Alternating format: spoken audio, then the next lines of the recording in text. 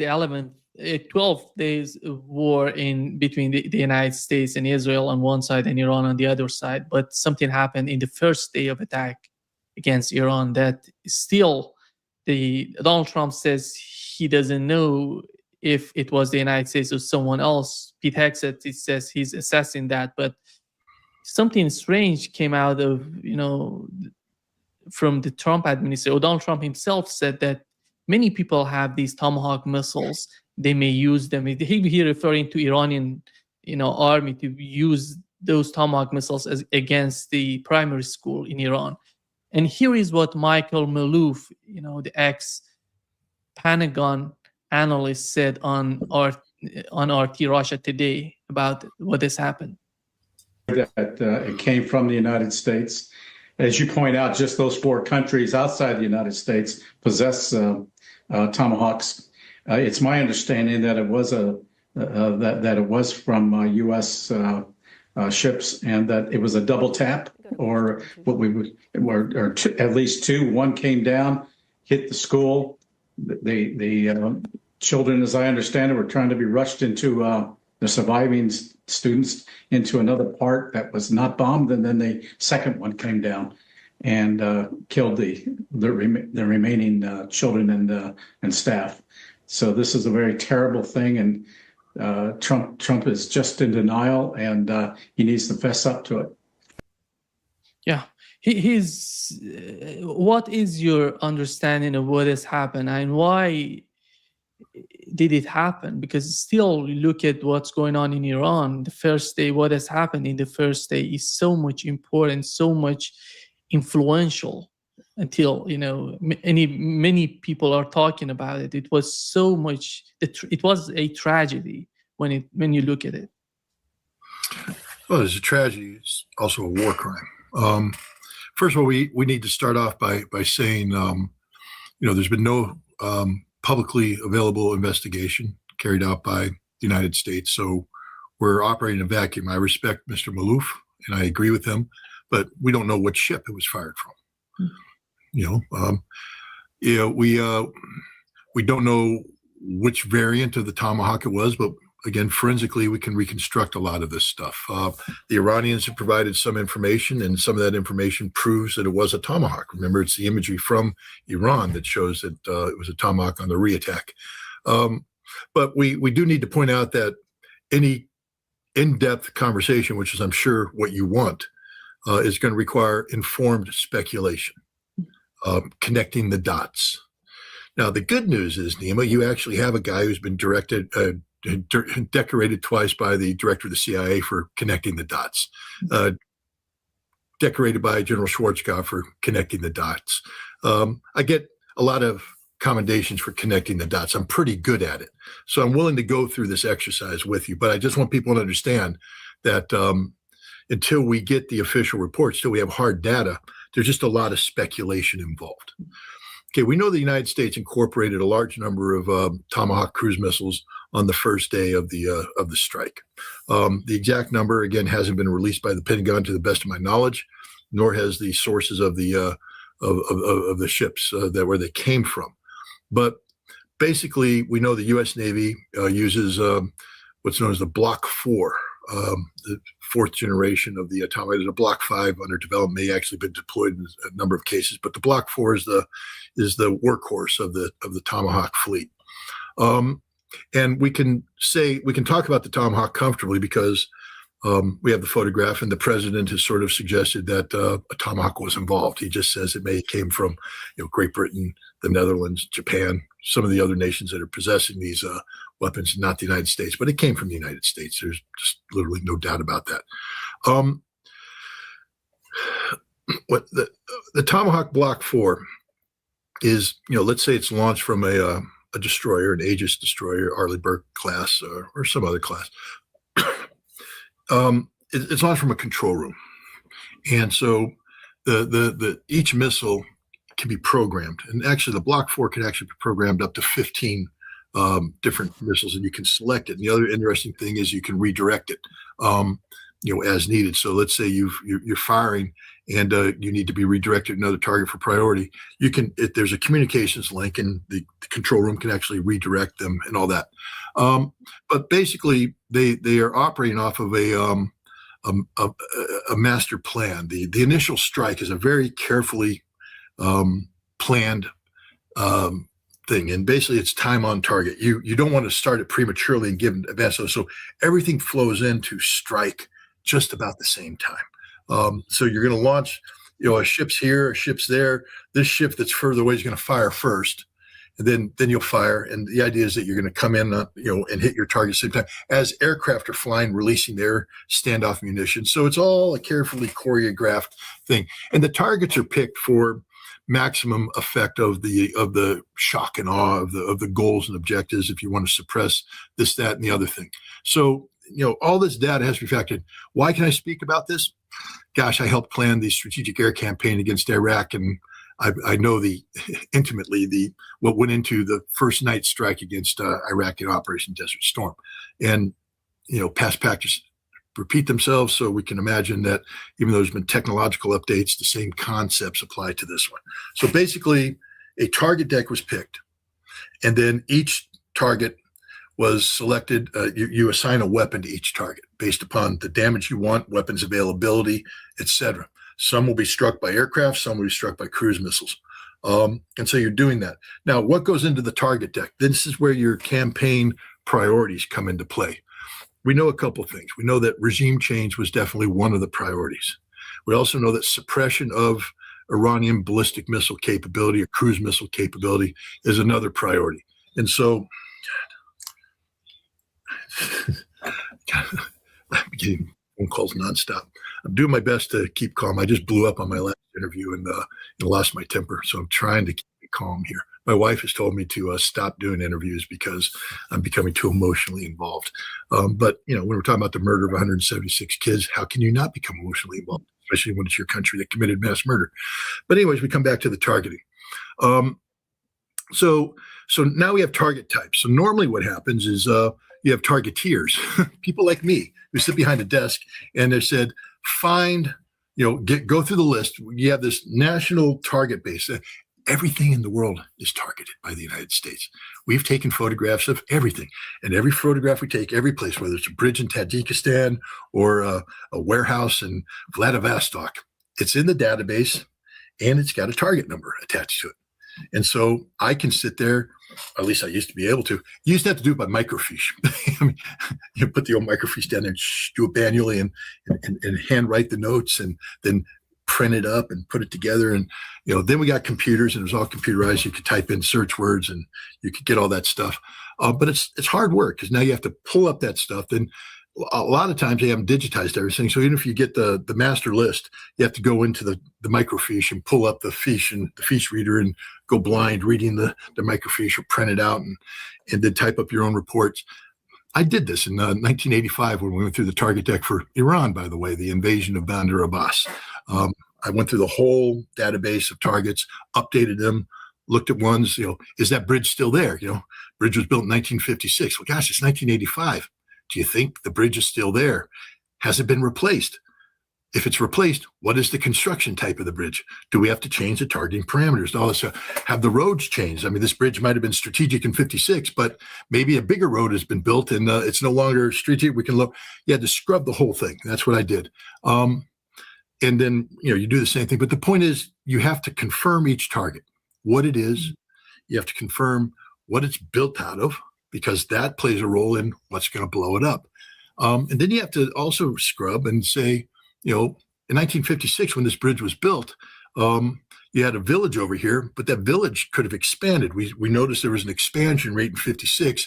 Maybe that village has actually grown around the bridge, and maybe there's a mosque right next to the bridge now.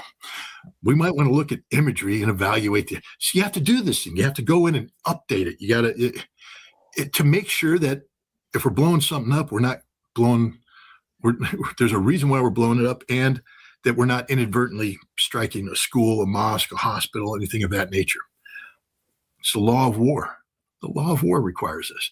The 1949 Geneva Conventions, then the additional protocol to those, 1977, been adapted into the Department of Defense Law of War manual. So I'm not making this up, ladies and gentlemen. When you take an oath to uphold and defend the Constitution, this is what you're talking about here.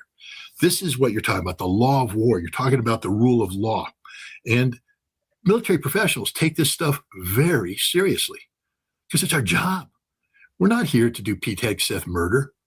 We're here to uphold and defend the Constitution. And if our commander-in-chief gives us instructions to go to war, we have to ensure that the war we wage, in addition to be lethal and effective and victorious, is legal and moral and just, as much as the extent that any war could ever be, moral and just. You're murdering people. But, law of war is a funny thing because it basically creates a legal framework to commit murder in.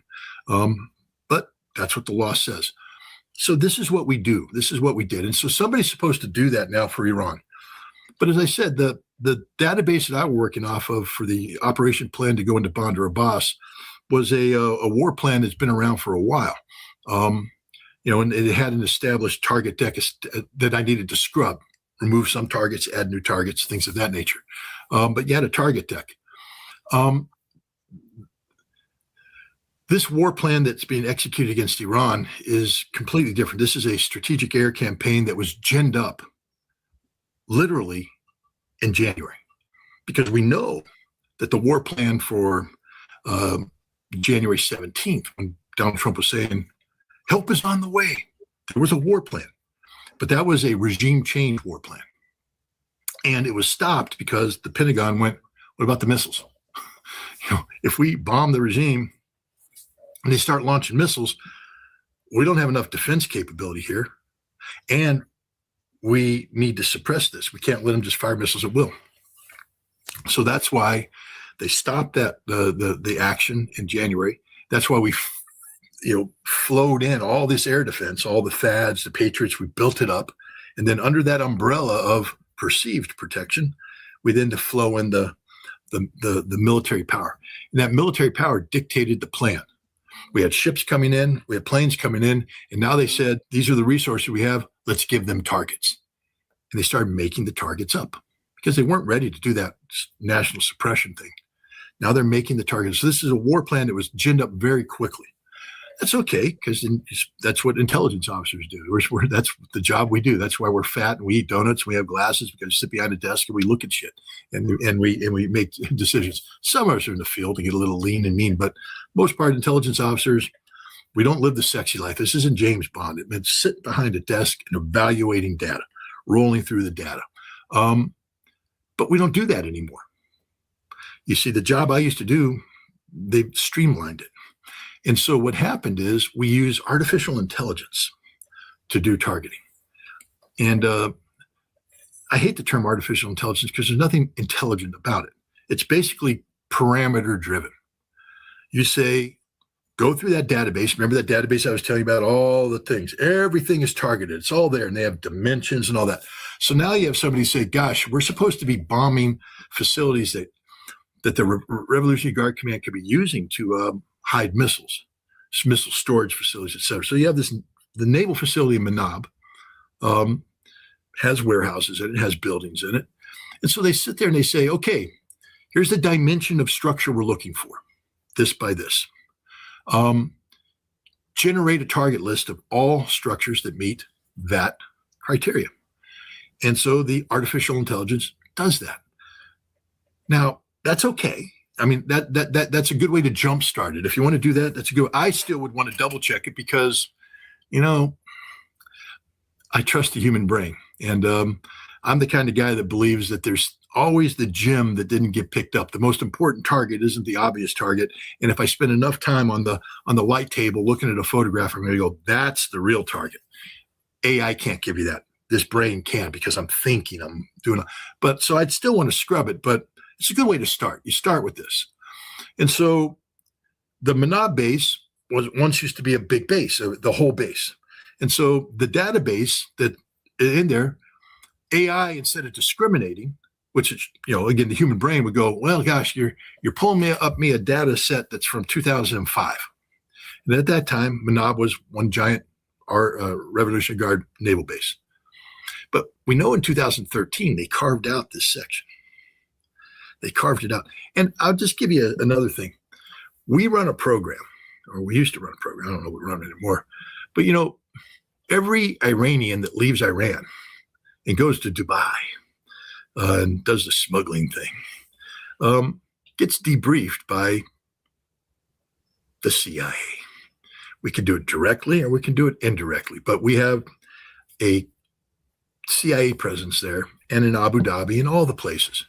And we talk to everybody. What happens to that kid, the Basij, that joins the Revolutionary Guard Command? He gets stationed in Manab, does his 2-year assignment, gets out, and then he gets a job on a fishing boat, a dhow, and he starts moving stuff back and forth in Abu. Now he comes in, and we caught him buying some weed because, Iranians are human. So he's in there smoking weed, and the locals got him. So we sit down, we say, hey, what we want from you, who were you? I was this. I used to be a private in the RD. So you're in Manab? Yeah. Here's a map. Tell us about Manab. And he'll sit there and point it all out. We'll say, okay, well, what you do is when you go back, just talk to people and just try and get an update. Go to your friends that are still there and then just come back and we'll report. And that they do that. The reason why I bring this up is those target packages that I spoke of continually are updated with human intelligence or imagery. We have imagery analysts who will repeatedly go over and go, Manab expanded this, did that. And then that imagery assessment goes to the human guys who sit there and talk to the guy. Hey, we understand there's a new place built in Manab. Here, what's there? And we do this. This is the way you develop target packages. Now, I don't know if we still do it because it's a lot of work. And a lot of people, I know there's a lot of people just thought it was a scut work because we're never going to go to war against Iran. So why are we wasting so much time building up target information about Manab? But we used to do that. That used to be a thing. But the point is, there's a lot of data there. But unless AI is programmed into that, maybe the AI thing hasn't been given access because human intelligence, is something that we don't share with everybody. It gets compartmented. And some sensitive imagery intelligence, some sensitive SIGINT intelligence, it gets compartmented. So if I'm doing a broad brush, basic top secret, which top secret for a strike package means it's top secret because we're going to strike, but we're only talking secret information. No SCI, no special information, just a basic scrub of secret information. That's basic imagery analysis, old school stuff, nothing sexy. So it's going to generate the oldest map possible. It doesn't have all the human intelligence updates. It doesn't have the SIGINT updates that talk about the frequencies that are operating there, give you an order of battle. We intercepted this frequency. These are the units attached. That's here. Boom, boom. This one moved here. This one moved there. This is an empty building now. This has been converted to a hospital, and this has been converted to a school. Oh, we don't have that because that's sensitive. You're just doing a broad-based intelligence sweep of the data. So now you generate, let's say, Manab. And the evidence suggests that there were 4 targets picked in Manab of interest. And that means that 4 buildings of a specific size deemed to be usable by the Iranians to hide cruise missiles, drones, or whatever are there. So now we're going to strike these 4 buildings. We used to have something in 2023. Joe Biden's administration signed off on a directive to create something called the Civilian Harm and Mitigation Resources team. And their job was to work with commands as they develop courses of action, as they develop target lists. Their job was to go through the targets and evaluate each target to make sure that that was what it was, that it wasn't next to a school, that it wasn't a school, that it wasn't a mosque. It was, and that's what their job was. Now, this is it's constricting. I can understand if you're a warrior who wants to bomb and suddenly you have a geek like Scott Ritter coming in going, hey, mosque across the road, what munition you dropping on that? 2,000-pound bomb ain't going to cut it. You dropped a 2,000-pound bomb, you're going to get collateral damage, and we're prohibited by law from doing anything to that mosque. Well, they don't like to hear that. That's constricting. That's restricting the ability of the military to be lethal. No, it's called the rule of law, the Constitution. It's sort of a thing, if you believe in it. Well, Pete Hegseth comes rolling in. Now he's Secretary of War. And he says, I'm doing away with all that. Doing away with it. He canceled that directive. There is no more civilian harm mitigation team. There is no more scrutiny of targets. We are rules free. And he has said it. No rules of engagement, no constraining rules of engagement. We are maximum lethality. Maximum lethality. So now the one team that could have come in and gone, 2 warehouses, okay. That third one you want to strike, that's a hospital, guys. We don't bomb hospitals. Oh, and this thing up here, it's a school. We've known that since 2016. It's a secondary school for girls. We got a lot of reporting here. We had a guy come across in a Dow and tell us that they had carved that off, and his daughter actually goes to that school, and he named the teachers and everything. We got this all in a report. That team was done away with. Now we just have 4 targets. So now we come to the opening day of the war, and we got an Arleigh class destroyer up there, and it's participating in it. So it's given its assignment, and so you can have that. It's capable of cycling off a number of rounds, so it can do multiple tasks. But there's a team in there that's been given the task of monitoring the attack on Manab, and they're going to fire the munitions necessary. So you have 4 targets. You need 4 points of impact. But here's the problem. Now, this is a classified number, so I'm just going to make one up because I'm not allowed to talk about it. We know that the Tomahawk doesn't work a certain percentage of time. We knew that since the Gulf War. They've declassified a lot of data about how we fought that war. What they won't tell you is what the failure rate of the Tomahawk was, because they don't want anybody to know that. But we have a rough idea because we fired 60 some odd Tomahawks against Syria. Remember that, 2017, Donald Trump? And we know that I think 21 of them didn't work. That's about a 1/3 non-functioning rate. Now, I'm not saying that's related to the Gulf War. I'm not allowed to say that. I'm just saying that in Syria, it was about a 1 out of 3 didn't work. That's a lot. But to give you an idea of what the military thinks, again, I'm just using data here, guys. There's 4 targets. They fired 5 missiles. Why would you fire 5 missiles? Because 1 out of 4 is anticipated not to work. That's about a 25% failure rate. I'm not saying that's a number. I'm just saying that appears to be what's happening here. So you cycle off 4 cruise missiles to go to the target. Each one has a point. The 5th one, it's a Block 4, has the ability to loiter over the site and take imagery and send that imagery back to the ship so they can monitor battle damage assessment. Because you want to hit all these targets, take them out, and you anticipate the potential of 1 out of 4 failing. So you have the 5th back up there to look. If you get a fail, it can reattack. And so the first 4 come in, bam, bam, hit the 2 warehouses, punch holes in them. Nothing. No secondary explosion, nothing. It's empty because, gosh, Manab hasn't been functioning for a while. We knew that because we had the defector reports and everything, but the computer didn't know that because it's AI, and we didn't have a civilian mitigation team that would have confirmed it. I mean, if I was on that team, I went, I don't think there's anything in there, but there could be. It's a military target. So these are good targets. Hit them. The first 2 targets are good targets. You're allowed to hit those. No problem. 3rd one, it's a hospital. We punched a hole in the hospital, and there's smoke coming out. So I'd say, well, we hit it. There's smoke. Good secondary effects. Mission accomplished. Now, if I had been on the mitigation team, I would have said, you guys just committed a war crime because you struck a hospital. Keep that in mind. We committed a war crime because we struck a hospital. But that's okay. Forget that. Now we come to the other one. It hits it. We get a partial collapse. But now the missile's flying around. It's seeing 2 holes with no smoke. It's seeing a 3rd hole with smoke.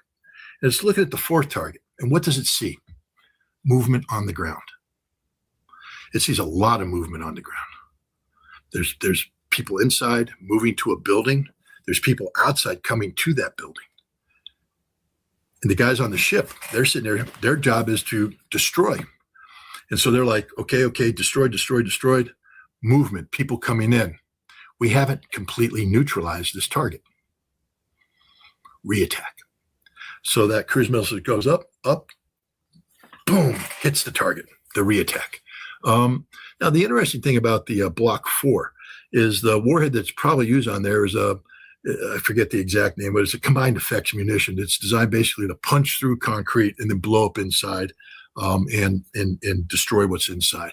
So you're not going to get the full 1,000-pound bomb because people are like, that's not the size of 1,000, because it's not a 1,000 pound. It's a lesser. It's a combined effects munition. The other thing about the Block 4, though, is that when they were testing it, they realized that there's a lot of unexploded fuel here. That's potential because, again, this is a munition. So they designed it so that you could convert the unexpended fuel into a fuel air explosive, and you can get this additional thermal effect on the target. So this went down, punched through the hole of the building where the people were going in. You get the combined effects blast, so fragmentation blast, explosive blast. But on top of that, you get a little thermobaric action going in, burning everything up inside.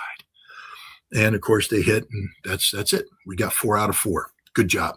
The problem is that last target was a school, and the first cruise missile that hit collapsed some of the structures affiliated with the functioning of the school. The surviving teachers and students, and many of them did survive. There were casualties in the initial strike, but many of them survived, were being ushered into the last remaining safe place. It's like what happens if you have a school shooting. Take the kids to the cafeteria, take the kids to the library, take the kids to the safe place, the place where they're going to be safe. If there's a tornado, take them to the gymnasium. Well, the safest place in that structure was the prayer hall. Take the kids to the prayer hall. And so they're evacuating them. Kids are coming in, the teacher bringing them, trying to calm them down. They're also calling the parents and saying, hey, something's happened here. You need to come and get your children. So parents start to arrive. So this is the movement that the cruise missile is seeing, that the guys on the ship are seeing. They're seeing teachers taking children into the prayer hall. They're seeing first responders coming in, and they're seeing parents start to arrive to collect their children. But they ordered the reattack anyways. If you read the accounts of there's accounts that coming out of Iran that talk about this. You have a parent that talks about, I could only recognize my child because of her backpack, because what was left of my child was nothing, ashes, burned, incinerated. That's the thermobaric effect. Only could recognize the child because of the backpack. And other parents have spoken about the same thing, the horror that they confronted there with their dead children. It's one thing to pull a dead body out of a rubble. It's another thing not to have anything left because of what happened. 176, I think the number may have gone up even higher than that now, 180 or so. Innocent children between the ages of 6 and 12 murdered. And that's what it was. It was a deliberate murder. This wasn't an accident. You don't have accidents in war. I'm just trying to tell you, especially when the way you mitigate against accidents is to have procedures in place, like creating a civilian harm mitigation team that reviews targets to make sure the targets comply with the law of war, which is not something that is, optional. The law of war is mandatory. If you disobey the law of war, we actually have a law on the books in the United States about, War Crimes Act. You know what the penalty for deliberately committing a war crime is? Death. Death. So if you're in the U.S. military and you deliberately commit a war crime, you can be sentenced to death. And what happened in Manab is a war crime because there were so many failures. We're supposed to be military professionals. We know what the laws are. We're not allowed to bomb schools. We're not allowed to bomb hospitals. We're not allowed to bomb mosques. Sort of black and white. And so we have a duty and responsibility under international law to ensure that we do the necessary homework to make sure that it's called distinction. We have to distinguish between military targets and civilian targets. It's a duty before you bomb, especially in a pre-planned environment where you have the time. It's another thing if you're under fire. I mean, there's a lot more latitude. If I'm under fire and I'm taking fire and my Marines are going down, I'm returning fire, I don't have time to sit there and do a full target analysis. I'm just going to eliminate the threat to my Marines. So there's a lot of latitude. They go, Scott, you fired into a school. Well, God damn it, there was a machine gun firing at me from that school. So therefore, it lost its protected status. You get to sort of shortcut the checks and balances thing. But when you're doing a pre-planned attack, where there is no imminent threat, you get to pick the time and the date you want. And that's what happened on day one. We picked the time and date. We decided to attack that place at this time, that date, with this munition. So if you're going to do that, then you must obey the law of war. You must. So anytime you can put a munition on a target, you have a legal responsibility to make sure that target is a military target. And that the other reason that's important is there's another thing called proportionality. You have to make sure that the munition you're using is proportional to what you expect to do from that. So, for instance, we had that building there. We wouldn't be allowed to drop a nuclear bomb on that building because we're just trying to destroy cruise missiles that might be inside. That's disproportional use of force. We probably even couldn't drop a MOAB on it. Don't want to drop a 2,000-pound bomb on it. Again, proportionality. So you're going to come in with a cruise missile with a combined effects munition designed to punch a hole in the roof and destroy what's inside. That is proportional to the threat. the law of war. They obeyed that, but they didn't do my dogs were upset about the use of cruise missiles against children too, but they didn't do the requirement to distinguish. They went because Pete Hegseth said that's too constraining. Lethal warriors don't distinguish. We kill. And I mean, literally, he's saying this. We kill. We're maximum lethality. So he did away with, and it's not just the civilian harm mitigation team. That's an extra layer that was put in because after the global war on terror, the United States found that even though the law requires us to distinguish, that many times military planners just were skipping through that. And so this was an additional procedure in place to make sure that we adhered to the law of war. And so now there's a directive that says you have to do this and resources provided. But Hegseth got rid of that. So that's a premeditated act to remove the constraints, to remove the procedures that would protect against a crime. And this is a horrific war crime carried out by a Secretary of Defense. I know people want to call him Secretary of War, but he's not a Secretary of Defense. That's a legal term, who committed a war crime. And this has intent. We know he intended to be maximum lethal because he said so. And he facilitated the crime by eliminating all the checks and balances that could have prevented this. And he also failed in the way he did targeting. If you're going to subcontract out to a artificial intelligence civilian platform, which we did, there must be supervision. There has to be some sort of supervision. You can't just receive a package and go, we're good. No.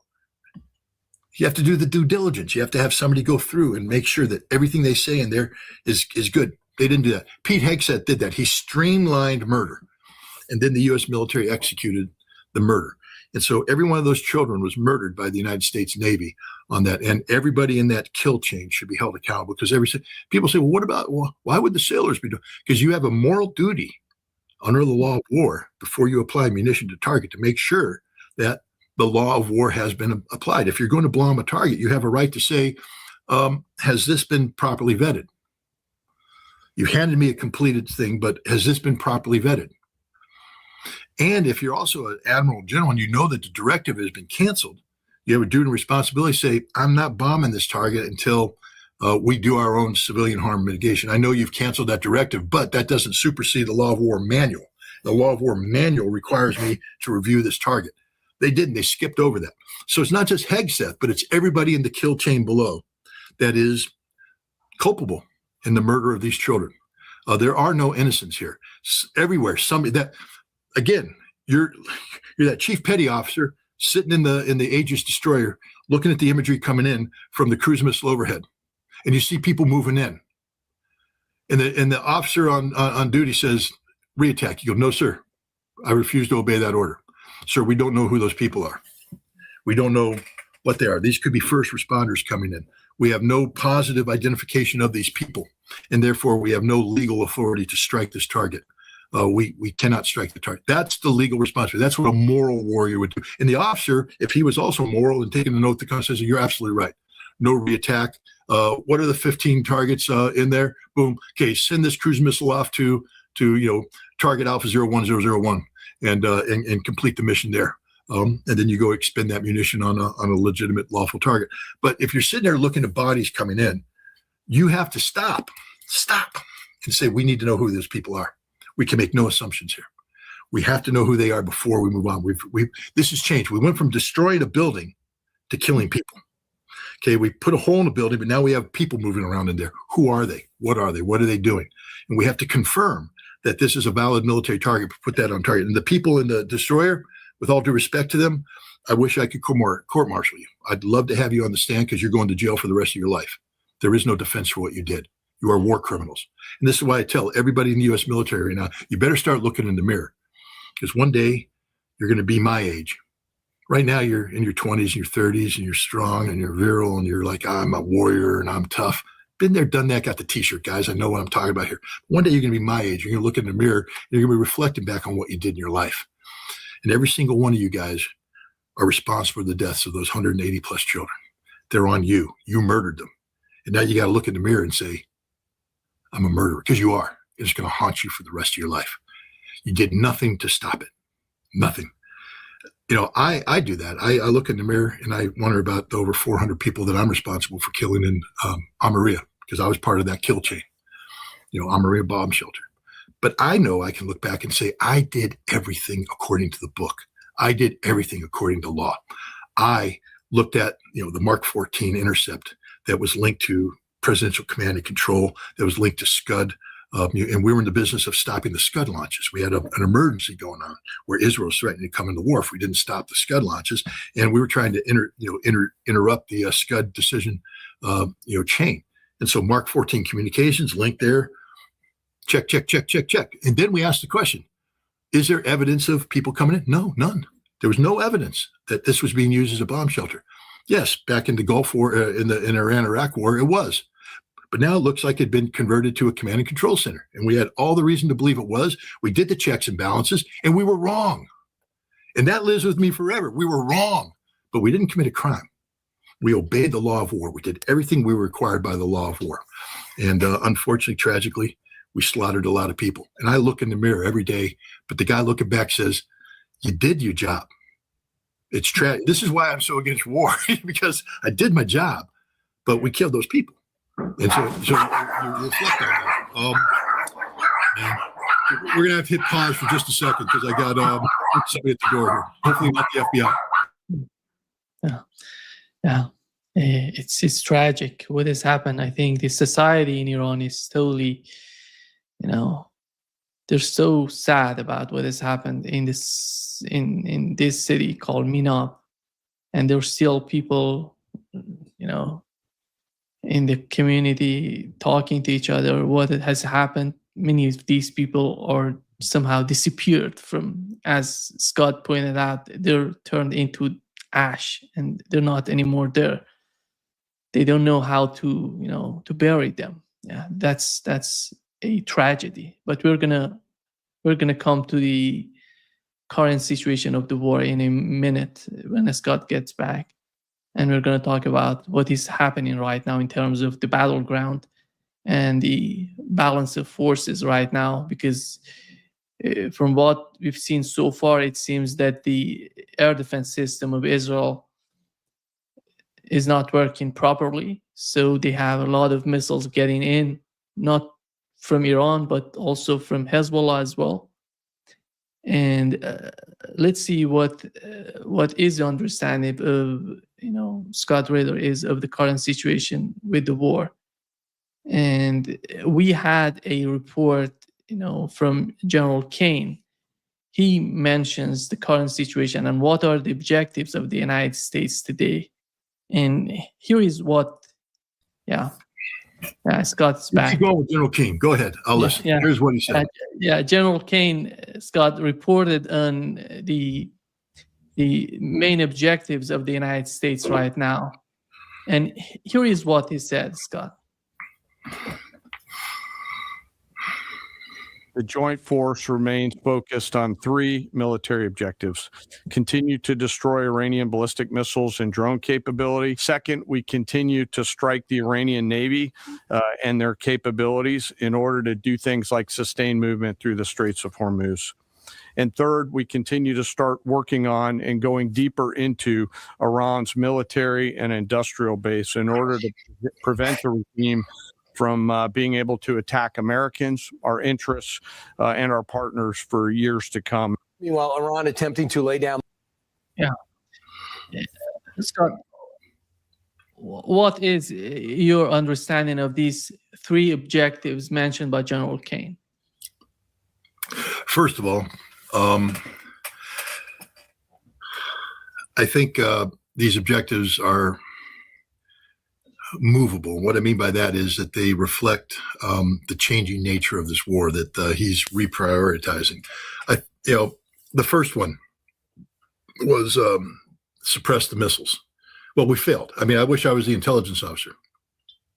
General, objective one, failed across the board, boss. We miscalculated. The Iranians are launching cruise missiles and missiles on a daily basis. We have not successfully interdicted their launch capacity. The intelligence you had related to the percentage of launchers destroyed was flushed last night when the Iranians hit Israel with the largest number of missiles since the start of this conflict.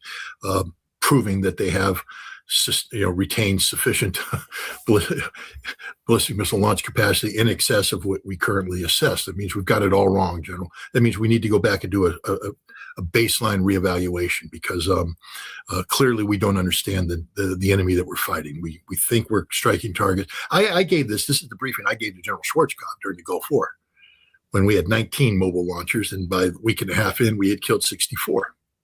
And I said, boss, we ain't doing what we think we're doing, because we claim to kill 64. There's only 19. And basic math would dictate that there's about 45 things. Even if we killed all 19, there's 45 things that we claim to be mobile launchers that aren't.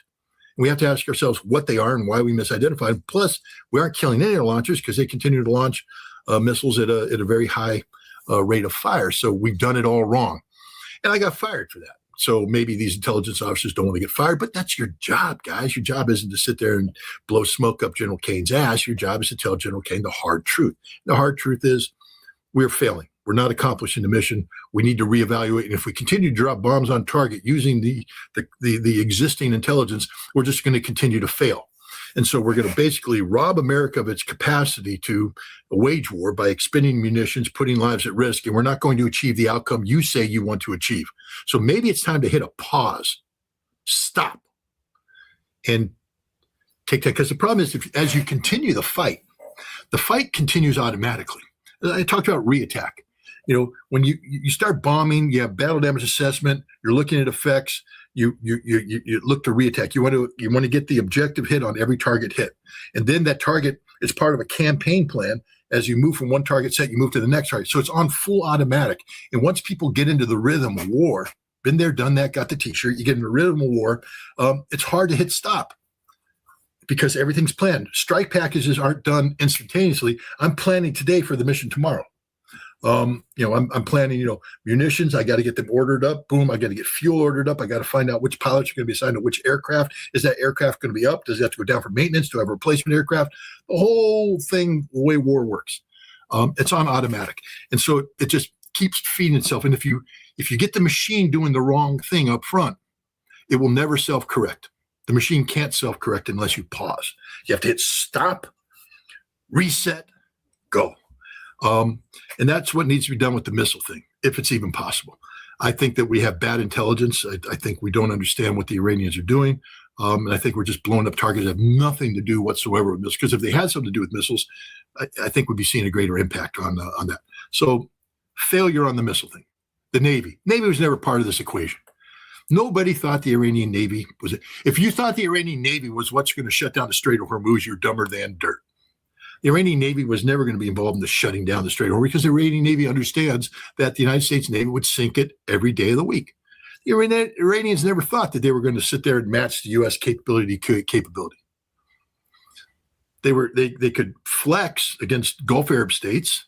They had a Navy of regional capacity, but they could never flex against the United States. So in a major shooting war with the United States, the Iranian Navy was always going to be sunk. And it has no impact. So he sat there and he said, we're destroying the Navy so we can keep the Strait of Hormuz open. Haven't kept the Strait of Hormuz open. So again, fundamental flaw in the way you're thinking, plus all the munitions you've wasted on sinking Iranian ships that have no impact on this whatsoever, you've failed. General Kane, that's 2 out of 2 failure. And the third one now he's going to expand the war into the industrial. We're 12 days in. And you're going to expand into industrial. General Kane, let me tell you, again, just studying war, the way it works, none of the facilities you're going to strike will have anything in them.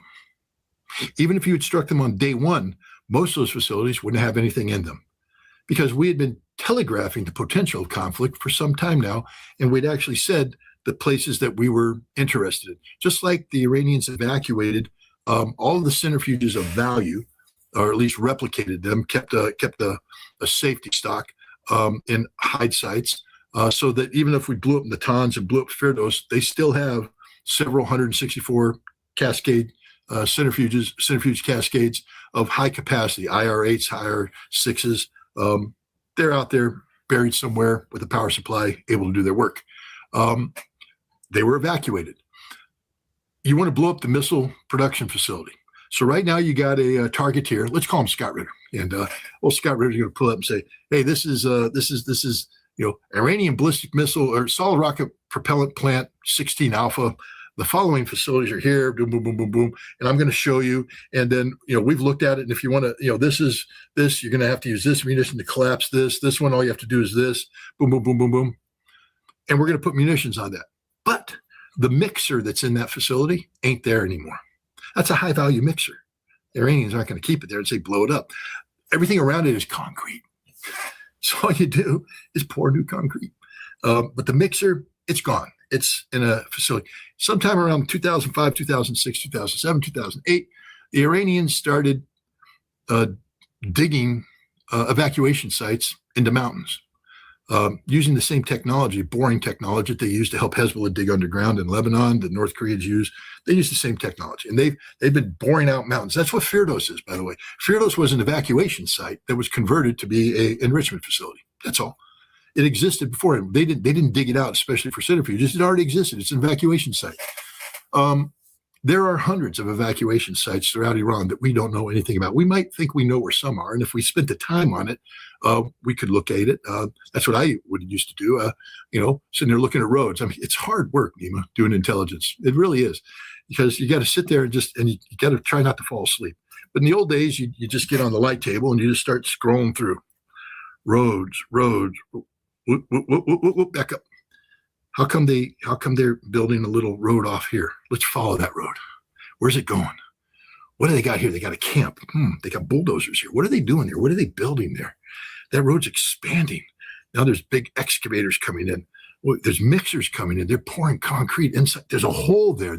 I just found an evacuation site. Target it down and monitor it. If somebody was doing that, you could find evacuation sites, because nothing happens in a vacuum. Holes don't appear in mountains out of nowhere.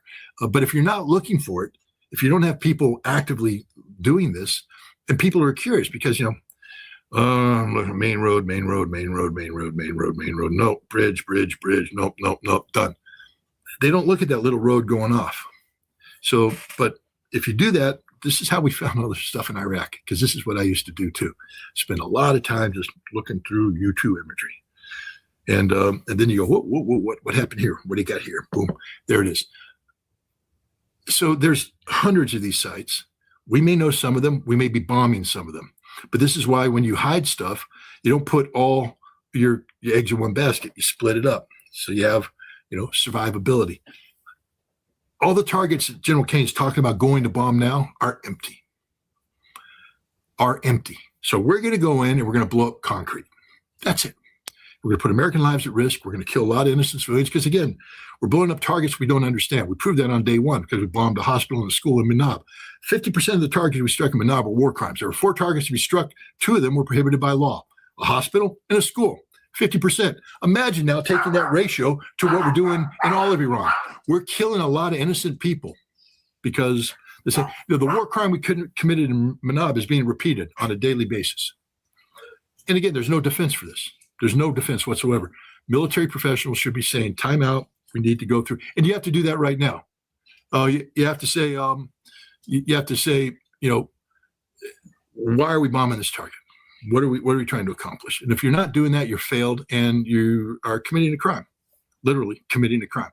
You have a responsibility under the Constitution not to obey an unlawful order. And at this point in time, you all should be put on notice that your targeting is insufficient, that they have removed the checks and balances that are required by law to do distinguishment, to distinguish between military and civilian. That's been removed. Therefore, you can't assume that that's been done. Therefore, you must not strike the target. And if you continue to bomb, anybody bombing after this, you're committing a war crime, a potential war crime. So, this is the fact. So Kane listed 3 objectives. All 3 are failures. 2 have already failed. The 3rd one is doomed to fail, because I'm just telling you right now, we learned this from Iraq. I mean, again, it was one of the more stunning things to be, I was unique in that I was a guy who participated in the Strategic Air Campaign and was knowledgeable of all. I was the guy who did the Scud battle damage assessment, not just for mobile rockets, but I'm the guy that looked at every facility related to Scud in Taji and Taj al-Mariq and everywhere. Every single one of them I monitored during the war, and I watched the destruction that took place. I also had a whole bunch of other target sets that I monitored as well. And then I get to go to Iraq as a weapons inspector. And I remember how stunning it was. We stopped bombing them in February, and in December I'm there. So, March, April, May, June, July, August, September, October, November, December. 10 months later, after the war stopped, after we dropped all these buildings, I'm in Baghdad inspecting these buildings. And you're going to these facilities, and there's a lot of destruction. But then as you keep going on, you're like, where's the material? We blew up Taj al-Mariq, which is their solid rocket propellant plant. This is what I'm trying to tell. General Kane, I hope you're listening to me, because you might want to study this, because you're getting ready to bomb the equivalent of the Iranian equivalent of this. And we blew up a lot of stuff. But by 1992, we were going back in, 1993, going back in. And we noticed that all the places that we bombed were rebuilt. And all the mixer facilities that we thought we were destroying were back in, installed, operating. We didn't accomplish anything. We blew up facilities, but they're all back there. They're building. We got to Taji. They blew everything up in Taji. Next thing we know, the roofs are repaired, swept out, and all the production equipment from the Nasser plant is back in there. They're doing forging, bending metal, the whole thing. We didn't destroy anything. We literally destroyed nothing. It's the way it is. Same thing with the nuclear side. It was all later evacuated, buried, blown up by the Iraqis, but we didn't destroy anything. It was all evacuated. That was the Iraqis. The Iranians are watching this, learning from that. I can guarantee you right now with 100% certainty that the totality of Iran's infrastructure of value, the production equipment, has been evacuated to a hide site. So if you're going to go bomb a facility, go ahead and bomb it. Why not? Blow up a building. Yay. And it's good graphics. You'll be up there doing the mouth breathers that populate X and Telegram and everything. We're blowing things up. Isn't it fun? And they can sit there and get off on that. They're little war porn. But it's not doing anything. We're just blowing things up, and we're wasting munitions. And we've already blown through billions of dollars in munitions. We're running out of certain kind of ammunition. But if Kane wants to go do that, then he's a failure as a leader, because this is where a real leader would stand up and say, Mr. President, we're blowing up empty buildings. Time to hit stop, and let's go back and find hide sites, because that's what this phase of the campaign needs to be about. Hide sites. Find hide sites and start taking them out one by one by one. And that's how we win this war. Blow up hide sites, blow up critical infrastructure. But no, we're going to go blow up empty buildings. Yay. The stupidity of this is mind-boggling. It's the same thing with the Navy. We're sinking ships. So what? When this war's over, Iran will buy new ships. But they've shut the Strait of Hormuz. We can't stop them from doing that. Can't stop them at all. If we try to sail our ships through, we'll lose our ships. They may or may not be mining right now. I don't know. The reports are very nebulous about that, but it doesn't matter. No ships going through without getting attacked unless the Iranians want it to go through. But they don't have a navy. They didn't need a navy. You're bombing the wrong thing. This is what happens when you have stupid people play war, because you really needed smart people to be looking at the totality of the Iranian capability and look at what we wanted to achieve. You and I had this conversation. I'm telling you right now that had I been in charge of the missile suppression campaign, we would have been a hell of a lot more effective than we are here. Because you have to have somebody who knows missiles and has to understand then how the Iranians have adapted. I'll give you an example. We, when we went to war against Iraq, we started using Soviet standards on how long it takes to get a missile launch. So we would sit there and say, all right, if we're going to fly an F-15E combat air patrol over Western Iraq, we know that they have to move out, they have to fuel at the place, so there's going to be fuel trucks coming in, then they have to raise the missile, and we're going to be photographing it, and we'll come in and we'll blow it up.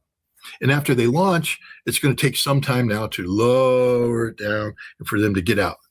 What we didn't realize is that the Iraqis, well, I say we didn't realize, some of us did, because some of us studied the Iran-Iraq war and said, wait a minute, they're taking the Al-Hussein and they're surging it forward, they're firing it, and they're pulling it back. That means they're not fueling at the point of launch. That means they have a facility back here where they're fueling from. So maybe the Iraqi tactics are different, and we might want to factor that in. Some of us did that and tried to convince people that we were fighting the wrong war, but it didn't work. They instead said, no, they're feeling. So now the Iraqis have they're fueling their missiles at a place, Ramadi for out west, Abu Ghraib, Kut for there, go down to near Basra, they were doing a place. And then these missiles would be loaded on the launchers and then driven to the launch site.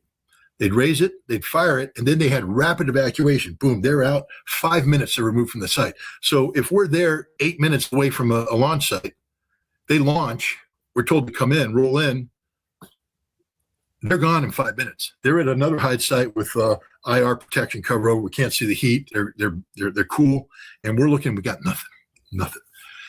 We already fought that war, so we need to sit there and literally somebody had to sit there and talk about each system, how it operates, what its range is. Look at the physical characteristics, and then play games like how quickly, because the Iranians aren't going to do peacetime stuff. This is combat, rapid. How do they operate rapidly? Where are their are we looking at all of the palm groves to look for missile dispense where they hide their missiles? We didn't do that. We sat there and we said, they're going to bring their missiles out. They're going to silo them, launch. We're going to come in. We're going to do this, that, and the other thing. And so we're wasting a lot of time and effort blowing things up that aren't. Plus other decoys. I mean, the Iraqis were very good. They had a small little decoy unit, and they had 3 fixed decoy sites with realistic-looking decoy launchers, and we're bombing them. It's just basically saying, "Here, come here and bomb." And while you're bombing here, the Iraqis also did things like, okay, we're going to go ahead and run a convoy down here, a misdirection. And so they put decoys here, run a convoy here, and we're bombing here, interdicting the convoy here, and over here, out of this palm grove, 2 launchers come up and fire. And then they disappear. We can't react. Their whole campaign was run through that kind of deception. The Iranians have learned from this. They have decoys. They have inflatable decoys. They have realistic looking decoys. They're out there. If you're, and I don't know, maybe they've been clever enough to put barrels of fuel in there so you get a nice secondary explosion. I would if I were the Iranians. But they're out there putting these things up. If a missile is in a launch position and it hasn't launched within 5 minutes of that launch position, it's a decoy. Okay, guys, it's a decoy. And so they're just suckering us. We're sitting there bombing stuff, bragging how much we're blowing stuff up, and yet they're launching. I'm not saying they're not suffering casualties. I think they are, because the scope and scale, we're only dealing with 19 mobile launchers with the Iraqis. It was tougher to target. Here, you're dealing with a lot more, and I think we're getting some. Some of that imagery looked like they were trying to hide it and get it. But again, I mean, I look at that imagery and I'm like, are they that stupid? I mean, again, the Iranians are professionals. So why would you pick a hide site under a culvert that has your ass hanging out of it? If you got the missile ass hanging out, the enemy can see it, which tells me you want the enemy to see it. So they put a decoy under the culvert with its ass hanging out, and we go, gotcha, blow it up, put the video on there. People are doing their little dance and all that, and all we got a decoy. These guys are professionals. The missile guys are professionals. They have pre-scouted every single one of their things. When they go to do a launch, they have all their, because the Iraqis did this and the Iranians are every bit as professional as them.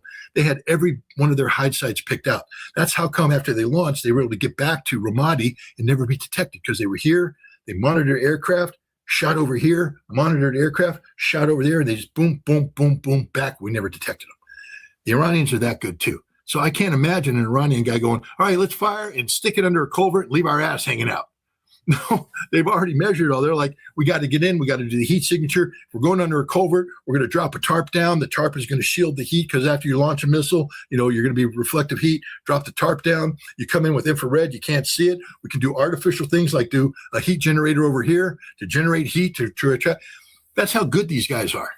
These guys are really, really, really good, and we don't give them any credit for being really, really, really good. If you're going to beat the Iranians at this missile game, you got to start thinking like an Iranian missileer, and we don't. We disrespect these people all over the place. We're the greatest military in the world. We're the most lethal killing machine in the world. When we put aircraft over target, we dominate. Well, you can't dominate simply by saying you dominate. You actually have to go out and dominate. And guess what? The fact that all 3 of General Kane's objective criteria have not been achieved, means we're not dominating anything. We're only fooling ourselves. How, Scott, how do you evaluate the Iranian objectives? What are they looking for, and how successful they were so far? Well, the first objective is survival. The Iranians know that this is a war of existential proportions. So that means that you can't pin all your hopes on an individual because people die. You have to pin your hopes on an institution, on institutions, on laws, etc. The constitutional republic, the Constitution. Iran is designed to function as a constitutional republic, and it has passed the test. Flying colors. The supreme leader was killed on day one, and they have successfully replaced him constitutionally. And in the process, he was turned into a martyr, and the Iranian nation is rallying around the Islamic Republic like they've never done before. So they've been very successful in terms of the survival aspect. That's political survival, but now you have to have military survival. And the Iranians have for some time now. I originally thought it was 12 autonomous military districts, but somebody's talking about 32. So maybe they even broke it down even more. I don't know. 32 would be great because that means it's more difficult for us to take it out. You can kill 12 places, but 32, that's a different targeting problem. But they have built this system that's designed to function autonomously. So every one of these military districts doesn't need somebody in Tehran telling them what to do. When the war started, they unplugged and they are running their war plan. Now, the central people might be sitting there trying to direct and redirect and all that kind of stuff if they can stop. But if they don't, they just don't stop. They keep going. So the Iranians will never stop putting pressure on the enemy, ever. No matter what we do, they will continue to go. That's military survivability, keep the pressure against the enemy. And then war is an extension of politics by other means. So you have to ask yourself, why are the Iranians doing what they're doing? Well, they have, I think they have, several political objectives, but the big one is to drive the United States out of the Middle East and to defeat Israel to the point that Israel will never again seek to flex its muscles the way they are, to humiliate Israel to the point that Israel stops being an irresponsible power. So you have to have the resources necessary to sustain the fight against Israel. And it looks like they've done that. They've been successful. And you have to have targeting of Israel to know where the pain points are. And they're doing that. They're starting to hit all the important targets. And now permanent pain is about to be inflicted on Israel. You can shut out the lights for one night. What happens when you shut out the lights forever? And we may be headed in that direction. For the United States, you have to destroy. We have these bases, but why are the bases there? Many of the bases there are to collect intelligence on Iran and to facilitate missile defense and facilitate military operations. You do that through radars that collect data, and you do that through satellite relays that communicate data. And they've destroyed that infrastructure. It's gone. Now they're in the process of doing even more damage. But again, with the Iranians, I think they understand. People are like, well, they haven't done that much damage to the base. If you blow up a barracks facility, what have you accomplished? Nothing. I can rebuild a barracks facility. But if you blow up a $1.1 billion unique radar system, you can't replace that. So the Iranians are blowing up critical infrastructure. The base may look intact, and for all the mouth breathers out there going, they haven't really done that much damage, they've neutered the base. It's useless. I mean, if you get a giant stallion, he won the triple derby. I'm going to make a lot of money. The stallion's going to mate with the mares, and then you neuter them. Your stallion's no longer a stallion. It's just a horse. No balls. Well, the American stallion is supposed to be out there mating in the Persian Gulf, but the Iranians have cut the balls off. So it's just a horse. And that's stage one, because it's going to be very expensive for us to move back in. But two, you have to create the political environment for the region not to want the United States to come back in. So you have to make sure that there's a price paid for collusion with the Americans, and that price is being paid.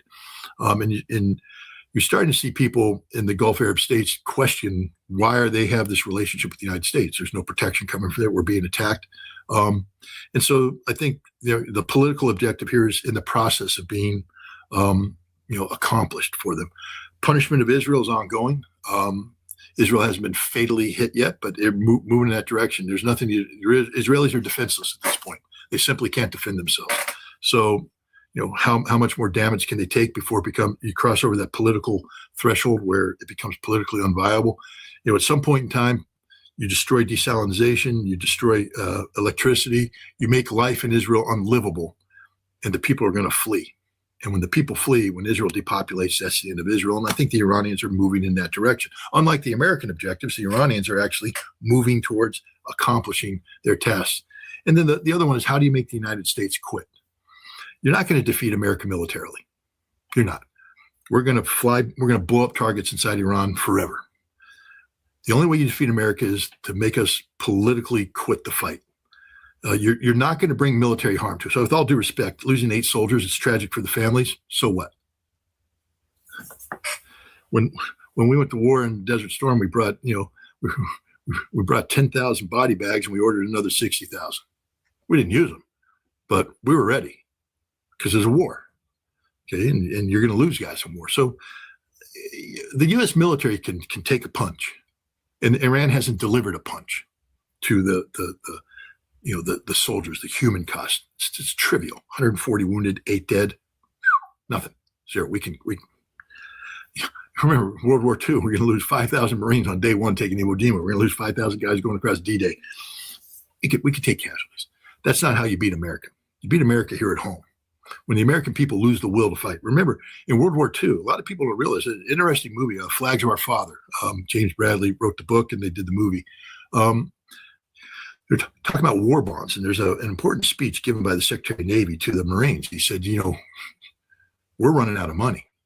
The American people don't want to fight this war anymore. They're tired of it. We won in Europe. They're done. They think it's over. And they don't want this thing to continue. And we're running out of money. If we run out of money, that's the end of the war. We have to continue to raise money, war bonds. And your job is to get the American people to want to give money to keep this war going. Your job is to convince American people this war is worth fighting.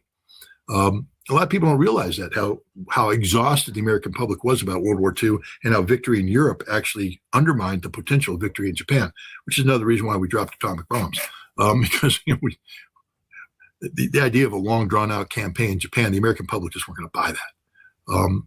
That was World War II, where the Japanese bombed us at Pearl Harbor, and we had every reason to keep going. The American public here is largely immune to this. We're ignorant as the day is long. We don't understand war. We don't understand what we've done. Most Americans aren't crying about 186 dead Iranian children because they just don't care. We've dehumanized the Iranians psychologically. They're not human beings. They're brown people. They're supporters. They're Muslims. We can use all derogatory terms. We forget they're the most cultured people in the world, thousands of years of culture and history. And they're as human as everybody else, more so because I've met them and they're just wonderful people. But we've built a shield for us. So for the American people to try and play the humanity card, saying what you're doing is wrong, you're going to get some people say, yes, you're right. The majority of Americans don't care. They're going to buy into the war porn. They're going to look at the blow up stuff and say, 47 years in the making. Those Iranian bastards have been getting us for 47 years. We got to do something. And they sent the missile in that children's school. President said so. Wasn't us. They did it. I mean, this is stupidity, the collective here. The American collective is written off. But what you get them is when these mouth breeders, as they watch the war porn, I got to go buy gas. And then they go to the gas station and they go, wait a minute, last week it was $3.11. Today it's at $3.58. What's going on here? I don't have that much money. Then they go to the store to buy their food and they don't realize that the price of diesel has gone through the roof. So it costs a lot of money for the truckers to come in. And so the people that put the food in the stoves raise the price. Last week, it only cost me, I could buy a full week's worth of grocery for $250. It's still $375. I don't have $125 a week extra to do all this. What's going on here? And suddenly the light goes off. It's not about morality. It's not about the law. It's not about anything. It's not constitution. It's now there's a personal impact. And now they realize there's an economic price to be paid. What the hell was Trump thinking? There's the question you should have been asking from day one. And that's how we're going to lose the war. And Iran is right now creating the conditions to do that. Iran has studied us more than we have studied them. Iran knows the enemy far better than we know our enemy. I don't believe the Iranians are our enemy. If we're going to treat them like one, we should at least respect them enough to learn about them and study them. If we're going to go to war against them, at least try to win. But we're not. We're just blowing things up. We've done our best to lose this war. And if the Iranians can keep the Strait of Hormuz move shut down and keep the actions sustained against Israel and keep absorbing American damage, they're going to win this war because the war won't be won on the battlefield. The war will be won here in the home front. When the American people realize there's an economic cost to be paid for this war and the political pressure is put on Washington, D.C. to stop this war. Israel was trying so hard to bring Azerbaijan to the fight. They thought that Azerbaijan would bring some sort of, leverage for them, and if they get involved in the conflict. But it seems that totally failed because of the connection they had with Russia, with Iran, and with what we've seen so far. But Lindsey Graham is desperately begging or threatening Saudi Arabia to get involved in the conflict. What is in his mind that Saudi Arabia can bring to the conflict for him? I think, first of all, for Lindsey Graham, a lot of perception creates its own reality. So the more Lindsey Graham can sell to the American people that there's a united front against Iran, the more he can get up there and cheerlead. But if he's going to sit there and cheerlead about the nobility of this cause, and suddenly look around and Gulf Arab states who we called our critical allies are saying, no, we're hands off on this one. The American people might start asking questions. Wait a minute. If Iran's such a threat, why isn't Saudi Arabia on board? Maybe they know something because they live next door to them, and they're not worried like you are. And they start asking questions, and these are things that. So I think a lot of it is just a perception that Graham wants to create the perception of broad-based support for what America's doing. And the more nations start to peel off, the more isolated we become, and the more foolish this foolish man already looks. And the second thing, it's desperation at this point in time, because you can be the biggest cheerleader in the world. I mean, I love my football teams, and I could cheer. First quarter, go boys, go! They're losing, but there's still a chance. There's 3 quarters left. Second quarter, come on, man, you can do it. They're losing at halftime. That's at halftime. There's still like half a game left. Third quarter, they're miraculous. We got 15 minutes left in the fourth quarter, and I'll keep cheering up until the point it's over. But at some point in time, you could be cheering, and the crowd's going, Scott, it's 47-0. There's 3 minutes left in the game. We're not going to win. and Lindsey Graham's looking at the scoreboard right now, and it's looking pretty grim. I just told you, he is an ignorant man. He's an immoral man, but he's not a stupid man. And he's looking at the scoreboard, and he's recognizing that the clock's running out on this game, and we haven't scored any points. We thought we scored a point with Khomeini, but that turned out to be actually a safety, and we lost 2 points because we hurt ourselves more by killing them than we did by had we left them alive, we'd be better off than where we are now. But I just told you we're not suppressing missiles. We're not destroying the Navy is meaningless, and we're only now getting ready to blow up buildings that are empty. And meanwhile, Iran is surviving. Not only surviving, but they're punishing. So now ask yourself, you're Azerbaijan. Now, if this was, the conversation was, you want to join in? And Azerbaijan looks across the border, and the supreme leader's dead. The IRGC is fractured. People are in the streets shouting "Death to Khomeini," and the military is fracturing. They're not being very effective. Israel is shooting everything down and looking pretty good. The Gulf Arab states are united. I go, hell yeah! Let me sign up for that one. I'm in. Zangezur corridor, baby. Let's do this thing. But we come to and say, Azerbaijan, you want to come in? That Zangezur corridor. Remember, J.D. Vance was here last month. He promised you all this stuff. Yeah, but they're really pissed off, and they're unified, and they're going to beat us up. They're going to come after us. I got a small little oil field over here outside of Baku. They're going to blow that up, and then I have no more money. I'm not too thrilled about this anymore. No, I'm not signing up for this one. That's why Azerbaijan dropped out, because Iran is not defeated. Iran has the ability to punish Azerbaijan. But you also notice the Israelis, because it is the Israelis attacking Iranian infrastructure with drones and such, because the Israelis are desperate to get Azerbaijan into this conflict. But they're not. And at some point in time, the pipeline that pumps, was it 40% of Israel's oil, or it's a good it's number. 45. Yeah. Well, there you go. There's an extra 5%. But the point is, at some point in time, that's going to come into play. And the thing is, Iran's job right now is to make life unlivable in Israel. They're not going to do the Holocaust, 6 million dead and all that stuff. First of all, there's 9 million. Their job isn't, again, the Iranians, it amazes me. I mean, to tell you the truth, because there's people out there going, we've killed 1,200 Iranians, and in Israel, we've suffered 13 dead. Who's winning this war? Not you, Israel. The Iranians aren't trying to kill people. This is the crazy thing about this. We're at this stage in war. The Iranians know how to kill people. They know we're there. The Americans are all stuffed into the barracks facilities. The Iranians aren't killing the soldiers. They could. But look what they're hitting. Radars. They're hitting critical infrastructure. Never once have they gone after a big barracks facility, because they're thank God I'm not an Iranian commander, because I'm a bloodthirsty son of a bitch, and I'd be like, kill as many as possible. But these are moral people. And they're like, no, we can achieve our strategic objectives and not kill people. And they're not killing Israelis. They're not deliberately targeting Israel, no matter how much the Israelis cry about that. The Iranian targets are very specific targets to achieve very specific strategic results. The same thing with the United States. And the Iranians are smart on this one, because, you kill too many Americans and we get pissed off. And you don't want America pissed off. You want America angry about prices of gas. That's where America's mind needs to be, gas prices. But 500 dead Americans, I'll pay as much as the pump is necessary to kill all those Iranians. Kill them all. You want to come after us? You want to kill my son, kill my brother, kill my this, kill you all. And then suddenly the war continues. The Iranians are smart. Don't look for maximum casualties. You can talk it up. I know the Iranians are like, we could do this, we could do that. They know they're not doing this, because they know, I believe they understand, if they wanted to kill Americans, they know how to kill Americans. They're not, deliberately not. And so they're keeping the casualty count low, because in America today, no one's saying, I mean, you got people pull up, 8 guys. Guys, 8's nothing. 26 Americans, servicemen, commit suicide a day.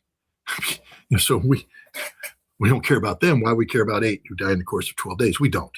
I mean, we dignified return of remains and all that bullshit. How many people have gone to visit the families? The neighbors have, but how many Americans are like going to go visit them, hold the hand of the mother and the sister and the brother and all that? You're not. You're just all liars. You don't care about these guys. But you do care about price of gas, and you care about the price of food, and you care about the cost of living. And that's how you break America. You don't break America by killing Americans. You break America by killing their bank accounts. The same thing with Israel. You don't defeat Israel by killing Israelis. Look, on the battlefield, it's different. Hezbollah, they're kicking some serious Israeli ass. And God bless them for doing that. But because they're defending their own soil, just so people understand, it's not Hezbollah that invaded Israel. Although there's rumors about taking an Israeli village in northern Israel. I don't know the truth of that. But we know that Israel's in southern Lebanon, and they're just getting slaughtered. I thought Hezbollah was defeated. No, never have been. It never will be. But the point is, the Iranians are just playing a very smart game. I mean, my God, the fact that they're playing this smart game after all of the justification we've given them to be vengeful. I mean, you killed the supreme leader.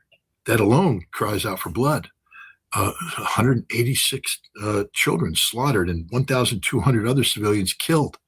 I mean, one would think they'd be just screaming for the blood of Americans, screaming for the blood of Israelis. And yet, every day, the targeting is very specific. It's very strategically oriented to achieve the strategic result. You defeat Israel not by killing the Israelis. You defeat Israel by making life unlivable for the Israelis. And then they leave. You want to destroy the Zionist state? Destroy confidence in the population to live in the Zionist state. When the Israeli people wake up one morning and go, I'm not doing this anymore. I'm going back home, because they're all from somewhere else. And they start going back home. Then Israel doesn't exist anymore. And you get the population down to a certain level, and suddenly the single state solution becomes the only state solution, because there's no longer justification to keep a Jewish only state. Israel will become Palestine, and that's the direction the Iranians want to go. They're not out to kill Jews, with all due respect to all the people out there accusing the Iranians. It's not their thing. That's not who they are. I mean, that's the one thing I've learned. I mean, we know that Iranian justice can be tough. I mean, I wouldn't want to be a homosexual in Iran, okay? And I wouldn't want to be a drug dealer in Iran. I wouldn't want to be an adulterer in Iran. I wouldn't want to be any of the things that Islamic law has harshly judged people for. If I could give any advice to the Iranians if they ever take it, I'd say stop hanging people. Stop it. It's not a good look. If people commit a crime, rehabilitate them in prison. Stop this harsh thing, because it's just a bad look abroad. Because I've met you guys, and you're actually decent human beings. You really are decent human beings who care about human life, and the humanitarian stuff that goes on inside Iran is commendable. They have a PR problem, but the thing is, the true nature of this regime, because if they were the hanging judges that everybody accused them of, then they'd be screaming for blood, American blood, Israeli blood. They'd be trying to kill as many people as possible. It's not what they're doing. Very deliberate targeting. And you know this because of the accuracy of what they're hitting. They're hitting what they're aiming at. So if they wanted to hit a barracks, and they've got good intelligence, they know where the American soldiers are congregated, and they have weapons that can penetrate that bunker, and they're not hitting that bunker. Why? Because they don't want to kill Americans. They have every right to, but they don't want to. Because you kill Americans, you enrage the American population, and you make it very difficult. You make it harder to break the American population. Keep the death count low, maximize economic pain, and this country will fold like a house of cards, and we're already headed in that direction. So I think the Iranians are winning strategically across the board. There's not one place I can say that they're underperforming. I mean, they're being hit really hard by the two most powerful air forces in the world. Let's not diminish what Israel and the United States are capable of doing in terms of providing damage. But the targeting, that's the key. You can have the biggest punch in the world, but if you're not hitting the right thing, you're not going to win. And right now, the Iranians have made sure that we're hitting the wrong thing. Like I said, with ballistic missiles, I think they've played a very effective decoy game. And they've also done a good job in disguising where their missiles really are. And we haven't solved that problem. And I don't know if we will. Navy, who cares? Because they're shutting the Strait of Hormuz. It just doesn't matter about the Navy. Tragic for the life. They shouldn't have sunk that ship. But the people that are bragging about how we're winning this war because there is no more Navy, that's just not a factor. And now we're going to move into the next phase and take out industrial facilities. Concrete gets poured. Those facilities will be rebuilt. You're not blowing up the expensive items that were inside. They've been moved. So you're hitting the wrong targets. So I think that we're losing this war, and we're going to lose this war. And the Iranians are on track to win this war. As long as if things stay the way they are right now, we will not accomplish any of our objectives, and the Iranians will accomplish both of their primary objectives, which is evicting the United States from the Middle East and the destruction of greater Israel. Something named Israel will exist and maybe eventually get folded into Palestine. That's a political thing down the road. But if the Iranians can create the conditions where 1/3 of the Israeli population decide they just don't want to play that game anymore and they leave, that's a victory. It's a huge victory for Iran. And they're headed in that direction. And the same thing, they're headed into the direction of breaking the will of the American people to politically sustain this fight. Yeah.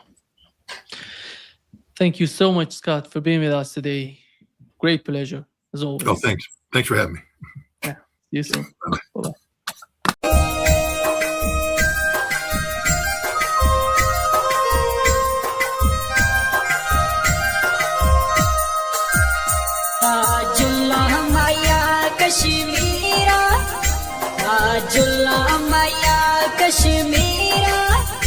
Kashmir में अखियां दी ठंड माया कर प्यार उड़ फेर न कंड माया कर प्यार उड़ फेर न कंड माया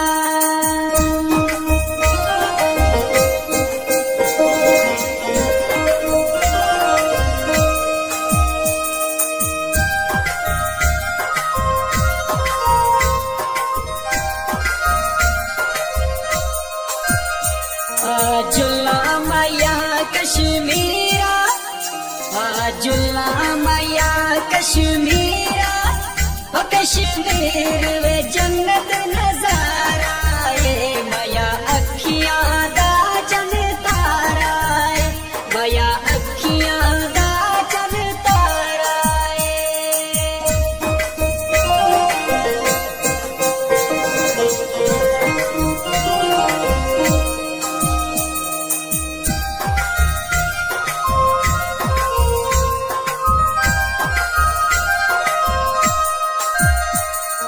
Julla Maya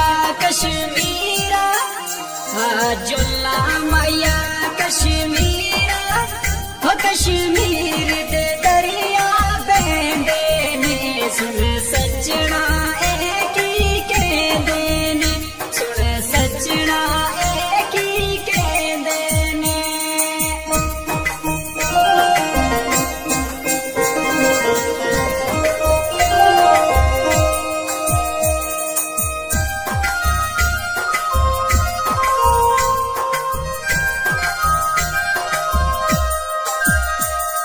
जुल्ला माया कश्मीरा जुल्ला माया कश्मीरा वो कश्मीर दी गए फुल खेलिए मेरा माया हुस्न दा दलेलिए मेरा माया हुस्न दा दलेलिए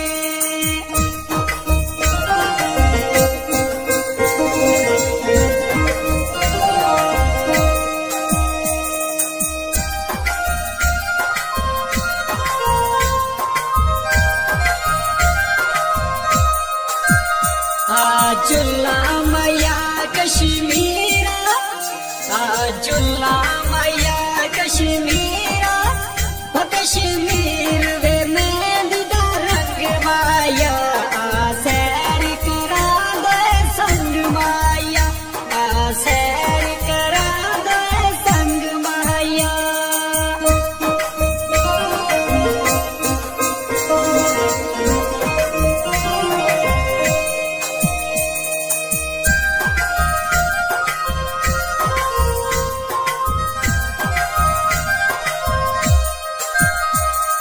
जुल्ला माया कश्मीरा जुल्ला माया कश्मीरा वो कश्मीर दे वेखो नजारे नू कर याद वे रोवा प्यारे नू कर याद वे रोवा प्यारे नू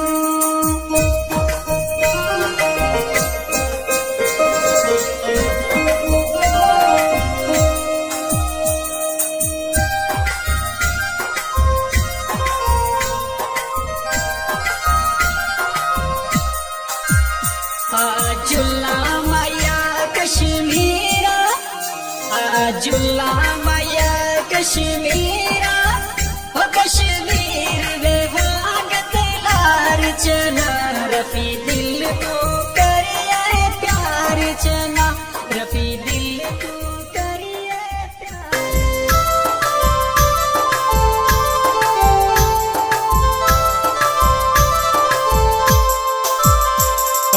जुल्ला माया कश्मीरा जुल्ला माया कश्मीरा हो कश्मीर वे अखियां दी ठंड माया कर प्यार उड़ फेर ना कंड माया कर प्यार उड़ फेर ना कंड माया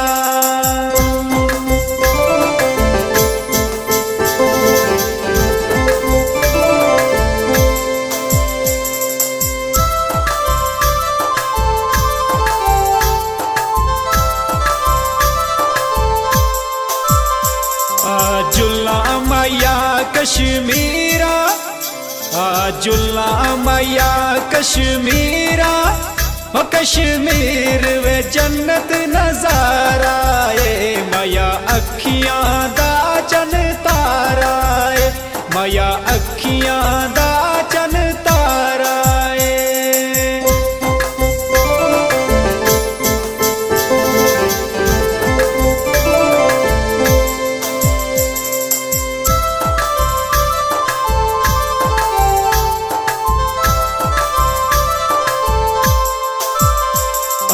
जुल्ला माया कश्मीरा जुल्ला माया कश्मीरा हो कश्मीर दे दरिया बहंदे ने सुन सजना एक ही कहंदे ने सुन सजना एक ही कहंदे ने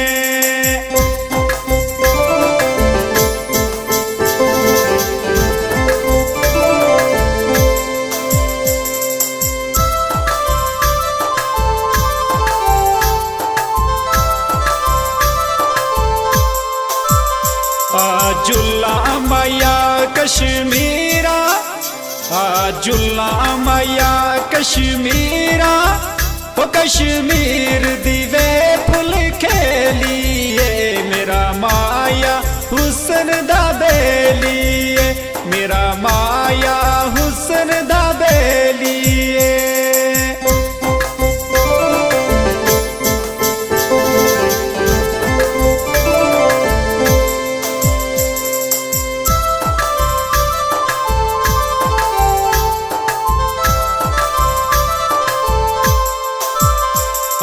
जुल्ला माया कश्मीरा जुल्ला माया कश्मीरा ओ कश्मीर वे मेहंदी दा रंग माया सैर करा दो संग माया सैर करा दो संग माया